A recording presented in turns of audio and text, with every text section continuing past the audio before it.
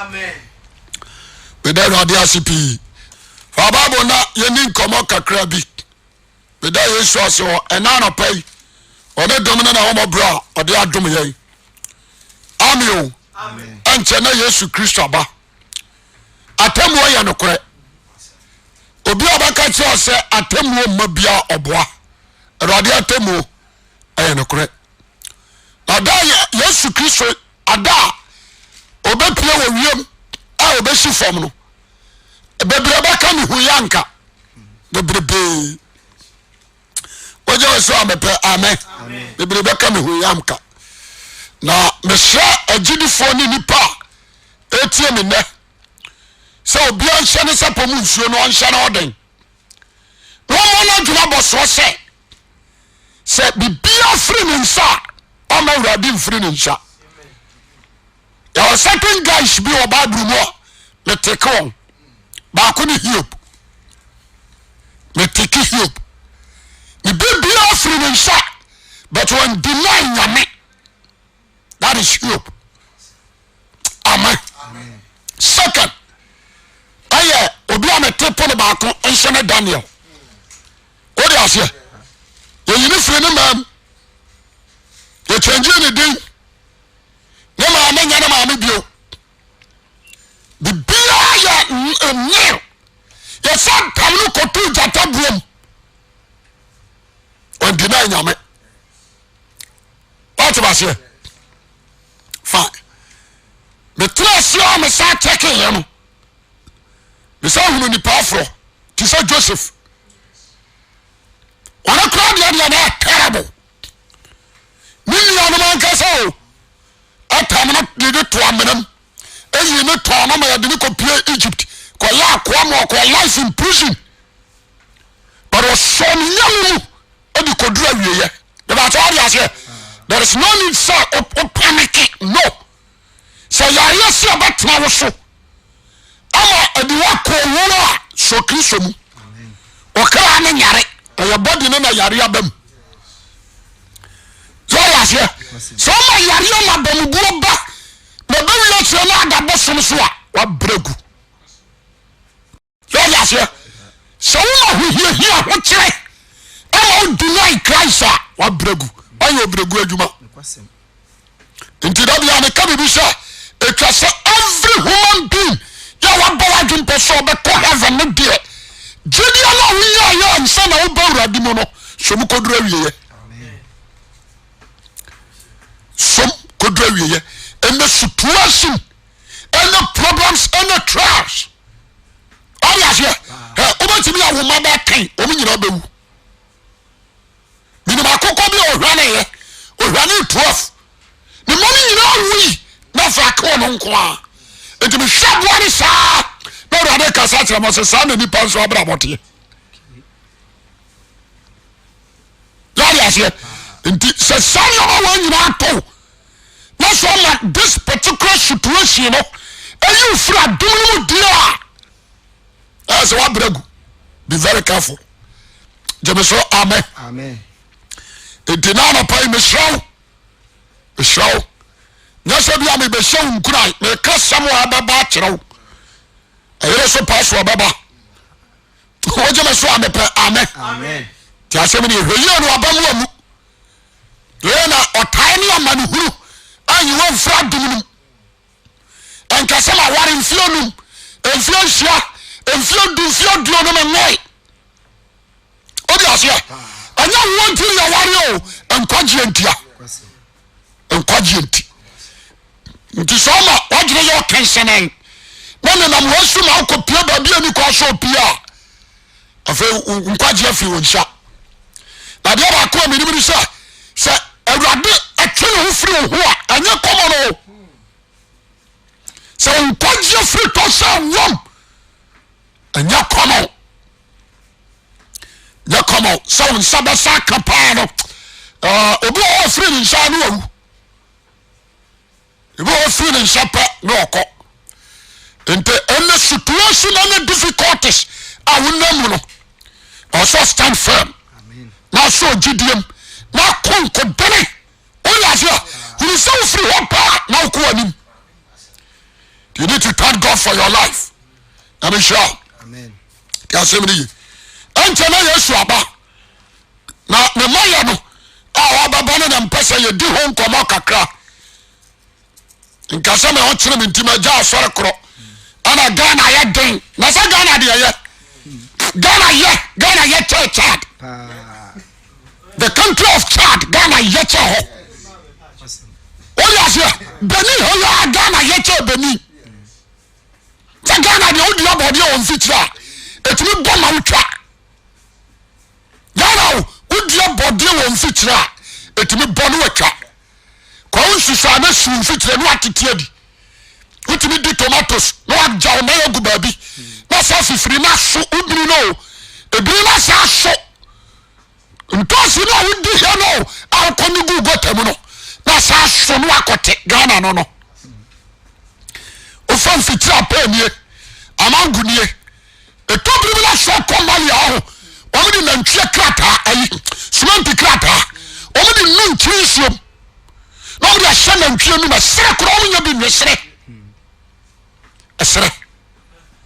Ti asem ni. Ntisa nyame ya wadom. Etobiri bi akwadu. Kwadu mali ni ehosro no. Etobiri bi akwadu omo hwane. Omo hwane no huni ni na. Kwadu. Asa etimi sensene bayere. Ni ato na hunu na to agu. Baro ko ba bi so omo sensene asa ya aduane ma wo. Na hunu na nkasa. So ati ase. Nti let it praise God. Amen. Me ya mi danya mi ase Ghana no. E danya mi ase upia bonte ana akofie. So ati ase. Nka ko pia chama nka ronam. Ambo. Kia ronam China for say there was a group ni baby asoba akwala o can say o power akwala na wa power no o mutime no are onko no ma chini se kebab na clutch ni abo degree na sina ni no yire no tafra akwala ni tire ho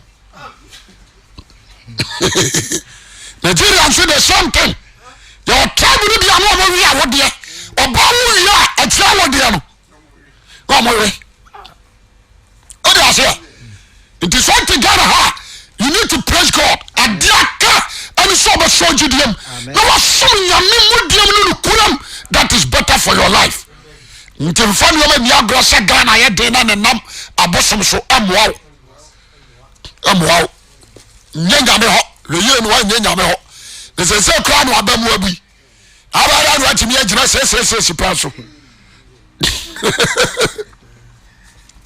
Diana Palma yeni nkomo kakra yeni nkomo Lord Yesu Kristo baboa se me kanya me asem no kra kire na se osomo you be blessed en kwaji abaya odia sakra ya me peso hunu no ba wajem pona sakra enche na Yesu aba jeme so amen otani amane no de yenamu se si anamu ni nyina se ya woko Matthew 24 Matthew chapter 24. Matthew chapter 24. We about verse 9 down. Verse number 9.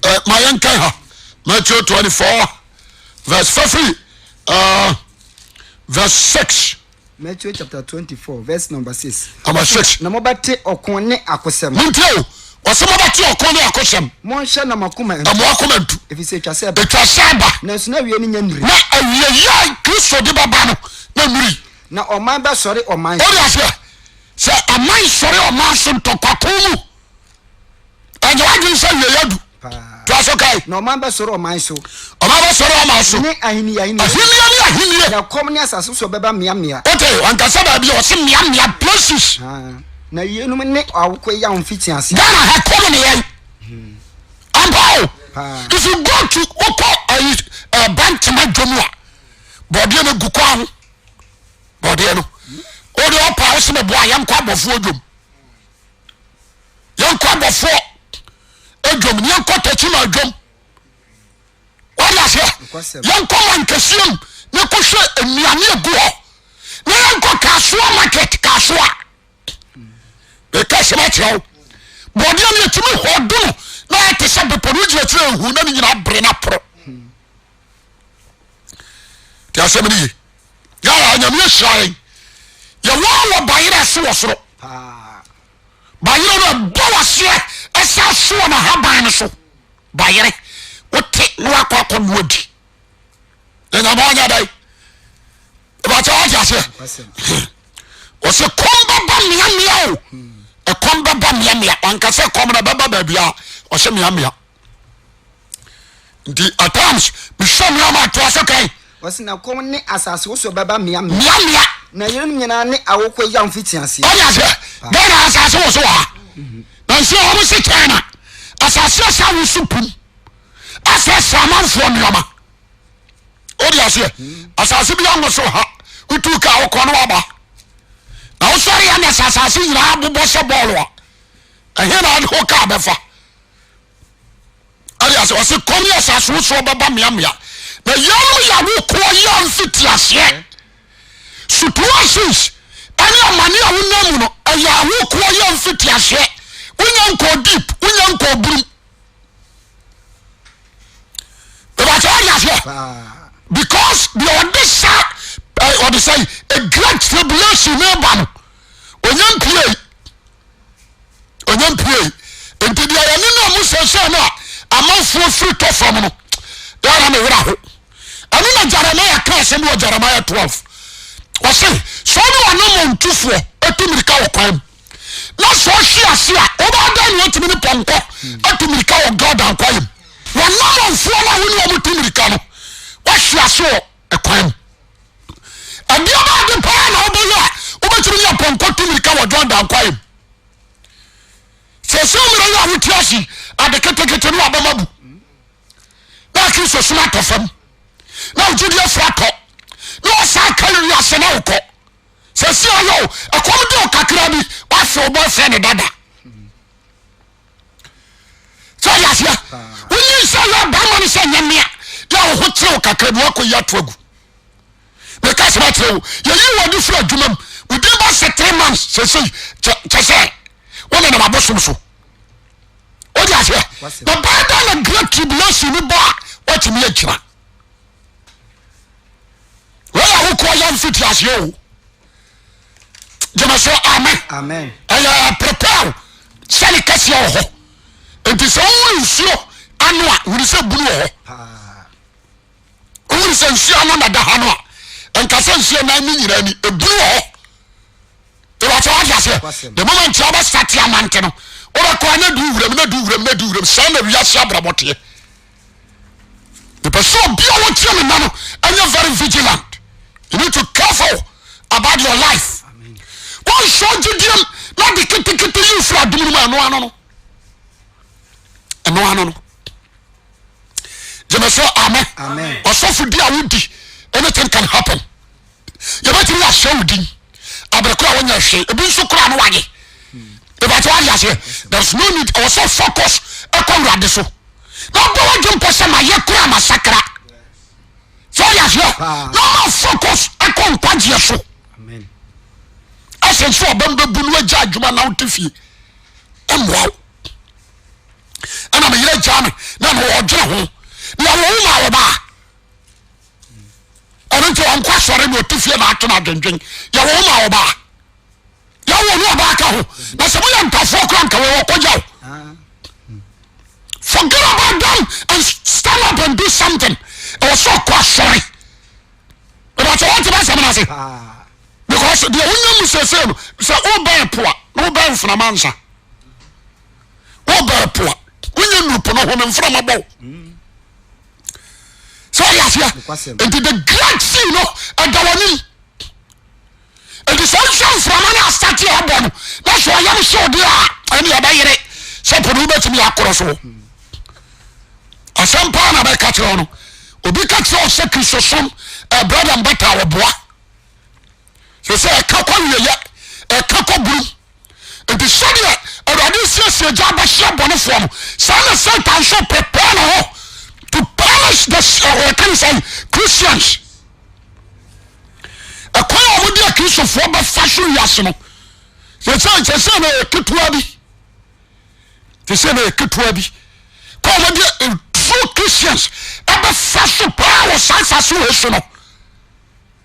because I nam komo a eba nti se sia you know na se me wa ye petty things etumi bu abamu dia brother ebe ya deny na pa ba bifa oje we so ade pa amen asampa okay yankai I on the say Matthew 24 na we 24 esi 8 no esi 8 fa 9 na kosi 14 ni ka ho ati first say ota chirisan ne asempa ne ka o se we se ka no ota chirisan ne asempa ne ka ota yo u ba sha wachi ana so ba ko focus o ba ko anim to be ka bi say obi de u ba wura kristo sumo ene ma man welcome na ma ka tro sama sa enye do we karo kora tro do obana kenkan ana obayi mama hihia be mama hihia na wakumo na medenti amanyina betam yo edinti amanyina abatam afanda ababam so semui all the nation turning against Christianity afanda ababam the Lord Jesus Christ and your enemy to this world and to be a babo side you be in trouble. You be in trouble. Why back report to some man will be yes you need the mama channel. No papa should be at the Bible who mama channel. So yes, or send the danger a man ever come. So far the only says Russia. The president of Russia was say and the preacher house will be sacred nothing. Who assembly card preaching a more years to this one Russia so free a different country backroom so be preacher this one budget pass free or no. What I say your mouth people perform now fail it. Who preaching here when you quite so cast one person for you subra Russians. What I say? Me pese obiati ase and the people of Americans you gospel a free school we send teacher need to school them no afa Bible you chiri kotum so why should read the Bible in school Americans what you say you try am used to say in God we trust ayalo so you Bible the free school down in America and want to how to pour a crowd of witches. What you say? So you check crowd of first when you buy witches and wizard. Crowd of first one possessing demonic school. It's a custom that home. I chairman Kolani be by demons. Our America now. You Bible at work. Our America now. What you say? But America now Musu hona mudidie. Eba se wadi asia. Hona mudidi. Nti se wo wadu yira wo so wo se ben. Emra Obama aji get 2 minute time no. Ah o de Obama bi kwa so dem se sofu bi nchira so. No so ono so ne fa hodie no ontimi tumu. Ontimi tiet. Ya nchira nkotum. Obama table ya chema de ko anya bai obi ntimi an defend no onyawo ya ne o so se me defend no adini kotum the world hates the name Jesus Christ and to obi a say we Christ baba na mo no ewiase be toro papa until Paul say obi a wode tene ne abetra sase we so no obetano amen. And now I'm so serious. So what do me? So I'm believing per se and consciently allow the issue to be very extra careful. Amen. And I can say a move bago, a mudia mubio. Ghana young tongue to master confabio. So I say, you feel commercial conquering and clear 2 cities. Obian Shannon so about calling. Ebe koni se say nimdia so me se nimdia kwa ni meba ege ata unkanje osina medinti amanyina bata amanyina bata na na batu ni pebebre si enya kuro nti o ye ba pa kuro mfo asem obi o ye gay ye ba bona ba so obi o ye lesbian banya position obo Kristo di ani achewa kotum wala se unu se Ghana hai there were so many secondary schools every JHS yen Kenya me asem ho there were so many buses we dream so preach e besiu so wala se ka wona se no adonjo okot ana odi akoto na bus into amawo no she makwara bia nyina mu preach yes into almost for once a miss say about broken Christianity the whole world. The son of Saudi Arabia, almost will be a couple years to drink cake. Almost any time at the mamma, we. A certain lady being so our Kuwait from her, and also Arab me, and I see yes for you where the action, and also Shen, one of the patrol goon so Shen. What's the master? In Sesana, I want to whatever. And you are question like dance you. I want to know you should be. And the two, my job, I could pen and wait for a and a Christ. Amen. And a Christ. So, in Yeshika, we see a die. That's my name, Yeshua, my boka. My boka. There are some other cats now. Be very serious. I'm so serious. I'm so serious. Christo Dino, me see, Kumasia clan and clan. There were so many places who could dress so Kenya, I'm saying, because they say you dear back to the point say preaching your dead man nipa na me asamo and kwasiasam na nipa according to 1 Corinthians chapter 1 verse 18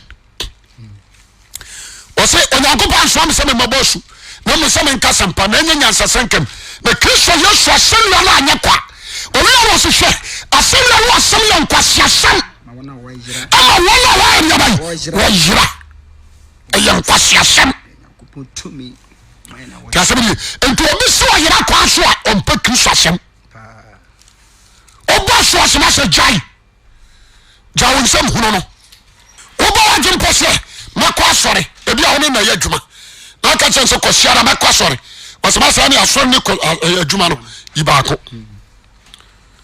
asore no ani adwuma no yibaako ojema so amepa amen okasa makwa sore obeyi odi say yes here number 2 obi adwuma o oba wo kopebi o hwa wani wala wa yire wa ma ne ba no pe wasema na obeda o peso bra wasema ni nyame ntamote so yes here okasa na bi portion ya memfa it is also situation wa unam wa hotia ni kom no a wana abekọ bakasa manager mapene so yes here aja unkansi na na bato nipa bebre sintidi aba sintidi amabinom na obeyi wo ho ama be ye ho ama na watenta wo ho na adifo atorofo bebre you say adifo atorofo babam no bada nipa bebre so ya sia adifo atorofo babam no abada nipa enya rikito e na da be koso na da pa e be koso wo ma tu aduro wo ma ni aboso mam njira ababaso wonya wo smaye so ya say a different fama wo yam ni na da wo fama wo kam a shiri anu tramo tasawri no de odi ayat na num no akogina puppet so tasawri na na tie efisia wo mami hu se Peter yiskada onya professor James ensona e wasa da mo akama shi o be ti grant me cash bank account bi diska kotum ko Odi asia you be bolo to number say nyame na she before was nyame se ba ji lotto number abiko nyame nya gambling god when you gambling god according to Psalm 15 verse 4 or 5 was in for sick and no who from wakadi ato me paso obi anteni it is a soul lasina e wono ade a wo so bia se na nso so be di urade achi dia awurade nya poma ne kura ne mu amen ma ne nya poma ne kura ne mu wogya ne mu pasmato wogya ne mu because baabi a yɛduru no yɛdu baabi atoro yɛnyɛ nnura forom ɛkɔwa ɛnam mu hyɛhyɛ no yɛdu baabi atoro woyɛ least mistake wobɛpa wɔnhwɛ abɛhwe hɔ wɔde aseɛ yɛdu baabi a nkasa wɔ ogu ho abɛwɔ wobɛka kwan mu nti asɛm no ye paa asɛm paa na mɛka no nti wɔnhwɛ sopoma no yɛ so yesu mu ye na wode si hɔ a wode wahoɔden akɔɔ no so na wode wo no asi fam yes mehwɛ aberewa bi style ɔde nanteɛ nam sɛ yes maame sɛ na hoɔden nyinaa ne poma no wogye pɛ asɛm aba sɛ ɔde aseɛ nti mesrɛ wo bi a ɔteɛ ma anɔpa yi sɛ hwɛ yi o ne wɔmfira adom no mu hwɛ yi a ne wɔnka akyi hwɛ yi a na wogyedi amfira mpɛ hwɛ yi a ne wɔnyɛ nkristosom ɛma situation ɛne ɔhaw a wonam mu no ɛnyi wo mfira adom no ɛne atwa sɛ aba you can escape wobɔ mpa yɛ koraa ɛyɛ nkɔ atwa sɛ aba wontimi nwane wodwane yɛnyɛ ye mebɛsɛ wode aseɛ jesus kan atwa sɛ aba ɔsɛ mo ho bɛhiahia mo ewiase deɛ ɛyɛ christ na aka mo ho bɛhiahia mo wiase deɛ nanso monkama akoma ntom yam atwa sɛ yɛ deɛ ɛba no doubt gyeme sɛ amen mehwɛ situation wei no a megyina hɔ a meyɛ din na mahwɛ m akwan ye na mabusa me ho sɛ nti sɛ sɛ di ade na di wiase ahokyerɛ no wɔhaw no bɛba bia timoteo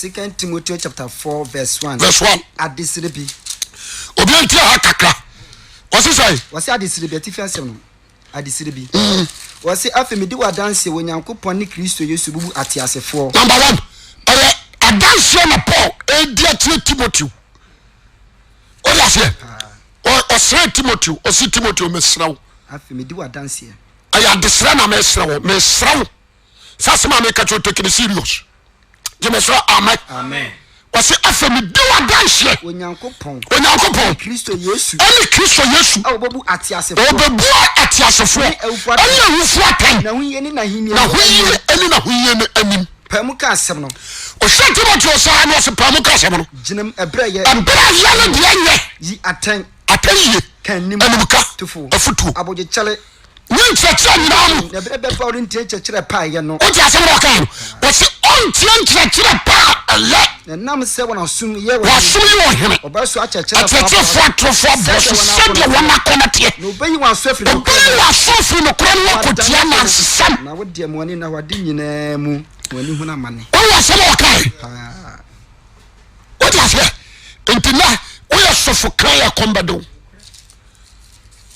woyɛ kristo ne fɛnkyɛ mo ho bɛkyerɛw kɔso deɛ ada churches no mu nnipa yɛ no you can do it ɛbɛkyɛ wode aseɛ nti wɔsɔ fama ne hunu mu na ne meka sɛm bi awade sɛm ɔsɛ awurade no abɛpepa wɔ noam ne suo bibi nya wɔayɛ su bibia nya wɔwo su wɔwo bi da bibia nya wɔayɛ su ɔhaw yɛ babrɛsɛm a honam mu no ɛwu ne nyamea nom na wosu no wɔ hɔ ɛbɛkyɛ wode aseɛ nti ma menka nkyerɛ wo ɛnyɛ kɔmɔ saa nti hyɛ ɔsɛpɔ mu nsuo na hyɛ ho dene na bɔ wagye mpɛ sɛ nkɔgyeɛ no wobɛnya bi memegyina hɔ yi menhwɛ bibia o menhwɛ deɛ Ghana akɔ menhwɛ deɛ wiase kɔ no ɛbɛkyɛ wode aseɛ menhwɛ deɛ Ghana akɔ na menhwɛ deɛ wiase kɔ I'm so serious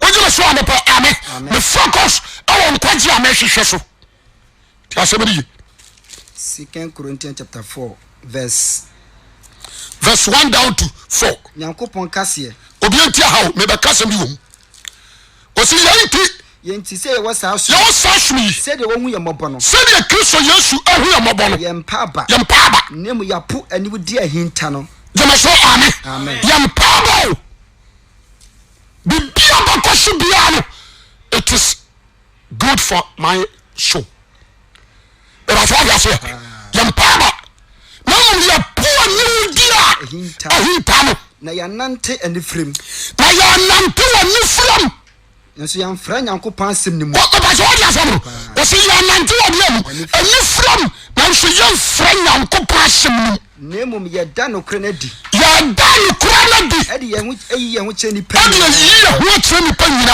nyankopɔn anim na se ya sepa no so akata o ba so odi asem se asempa no eso akata wana wa yira mu omu na wiase nyame afra wana wiase nyame afra bi ma dwunani na Kristo we nyankopɔn ndu ba na ni manyama sama onu mu asama a woka no ne dia obeka ko pesika duro. There is no need to follow that person. Shayi and one friend no but I mama sama me ka kire no no jemeso amen shayi and one no yam free Jesus ho aya sem hia oni se dua esi ho na na man ni si ho a wotimi so to esom to adonko se de dua no ahode tie sa na tie ba se pa ebeyeja ana bo se pa ebeyeja afena haba ne start se pre jemeso amen e panta huye be 1 week obakona haba ni gina apre if say ensure I was a feeding no enya nti hweye na wan fra dom no yen kai ayi Thessalonica nso ba kasem bi na hyehyia 2 Thessalonica chapter 2 Thessalonians 2 French ni neka 2 verse 1 no ma di Kristo ba obianti ha wase nioma edi Kristo Yesu ba anim nso yesra manuanom obianti ha ye obianti sasem weye wase enso yesra manuanom ye na Awurade Yesu Kristo ba Yesu Kristo oba ne ya no obobo ba ne ncha ya no obobo ya ba ne ncha no se mo ma wona ne mo adwene ema bia na ne wadwene entem so na wontum bo honhom amu bia ntubu huru honhom anasem asem ananwoma wasi anwoma ya trate hono se bia Awurade da na nya bia Awurade da na nya adu mo bia na da fem ema bia na da bibia fem efise ma efise Kristo no ama jise wo ya oba wan no aba je wona aba wa free Kristo ho na wa ya wie ansa o se ya han so se aka no ono Paul baba de ka ti Corinthians o se de an so gire ho no won hwe na wa ito eden se diaman a wa free dia no ho a eden si sabi ni tua ho cause enye common but what you say nti hweye no wa free Yesu ho be very careful hweye pa na bibia ni wa fra dum hweye no wan kachi ojima so amepa amen it is starting from today watch yourself and examine your life starting from today ojima so amepa amen starting from today enedua ye watch yourself asema be kan yi so when we say what you emeya so duanum na sorry na bala jumpo ni teaching bore bala jumpo so no uja Kristo munti na ahwiase se obabe baru mu be so ni modeme what you say yes na so ni mu ade ba ko meni mu Kristo ho ne se o so ni mu na se ekodu ba bi ho ya afra no no afam no adu asi akonkon so ya say ono tamu di sia konkon no no afam nti wan sha ba kase wona anam enso na yo no a ye ho so ba so ni ye na mo jan mu dia brother afro no ba mem yo ni ba bra wa man tibi ankro so be bra mem nti anapai because I so say nyame twuma yani mo wani mra ho so wo ya kotu fa wo ya kotiri wo ya sinke wo ya yira se ontimi nka ba burbio se akonti ntimi nabi se ontimi mompaye wo di adanhye o asore krokro yi wani ha o se ahwiase gradual process o wo yira o free nyame ho a gradual process akwadi se wo ba na kwala na esura enkakrakra wo papa wani hura de ntamo a akwala ne yes statistics sepa wo be huru so ya se okoskua atambe no obefie eno be huru se wo kura sate pa ma that you about who experience how about you know about what you say about chinentam so de na osi ne otie no say na tie ne oba cheme ntam ti asebiri ye nti ya woni oma de ho need to be vigilant one share so hia ne sorry again na only Jesus ono ye jame amira born asenu Bible say ahohom ni ya ko gun so only say so sorry pa asameshi sorry asia omo nyina ko yiri no omo say so sorry pa asameshi jemasho amen the Bible say owura mpanini ni tumidie adwam tire pefe di won sum mo owura wongui the person that class asem de chiro enti se wonya tse wo wonya patrona hwe se bom na se kristo na wo kura ni mu nya firi won sha ahohoma yire won no ahohoma yire won no anya komo enti na Paul se men kan tse o se de en se na ogira ho no won hwe yi won hwase ebi ama wo bishop jemeso amen ebi ama wo cardinal ebi ana wo pastor ebi ana wo evangelist ebi ana wo apostle ebi ana wo teacher ebi ana wo church member singer be very careful one say na shi wa o ba chiro papa anapai erade se men fasa asem we mawo ti asem di honam fama ye we me ka tso se ye wa ma ne huru birem o se huru we se e na di a kire no e bi no odem beba wakato efise nipa ba ya hope ba ko fo ba se so ma ni sika no adi so ya se nipa ba ya hope de won so no sika pafo asase no obi oba sa jo papa de na kan de ho munya ba bi no ba si dan ba mi ansha ana papa wo oba sa jo papa fie no ade no ma han ma munya ma koda bonten nipa ba ko wa fa ya se onu kro no opo ohina konyadi opa busua pani o sa pasa mere man nipa ba ko fo so ya se busua ni yo ba fa o ko ka obekum o ba ko bosu so akokum o ba ba dam me pasa na no pai obi a wote mo si nipa ba ya ho pe nipa ba sika pafo what you say no eni papa le sikari oban pafo awuhafo ahantafo boniafo eni papa ye wona woni do apamsafo fetwafo wona won shawo na kono so pona ka wenyina it is a bibisa ekoswa you need to sit down and say ubon se menyame now they are your corrections. So as I say, because Odika Katra one son, a son, your money, Eba. And you may say, Yamiasam, a guardian. Yamiasam, your man to my life. Never told you, sir. I am man to my life. Be between me and my Bible. Never be a boss, you attract to my Danias. The person out of pie, with the manish, when I send it here. So the one you would tell me. Will be a new about the one yam, someone delay. Someone delay one say a little mistake. A baby of Fadum.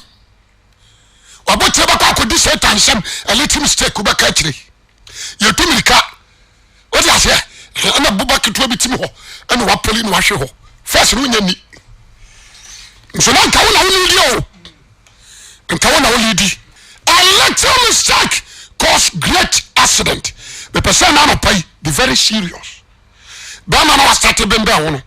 Yasumano obe you for adum. Obana was started bembe hono. Yasumano or the area by you. What I say? Be vigilant. Or so sure we tell a young deal, young fire, and just say no. Stop them and focus your mind in Christ. So Gyidie Mu. Adamfo, mimi adofo, Christo mu. Me proof. Say ya ho ani amanfrafo. Yan fa ho brase nya misuro antre ya ho ya tnabre. Ni mu ya brase ho. O dia say, "Ma ya nhwe de kroma ne ya no." Ya mu ya ho say, "You strangers." Ya be fra wo mu. E ba say, "Yes." So wo ho sa e be boa. And then ya braba Ghana for bo wi ase bo no and also follow be. No. Ephesians chapter 4, verse 20. Yen share Christo sa ayano kura si aten ho asem. No de na sama chire yen se de Christo mu no kura tie.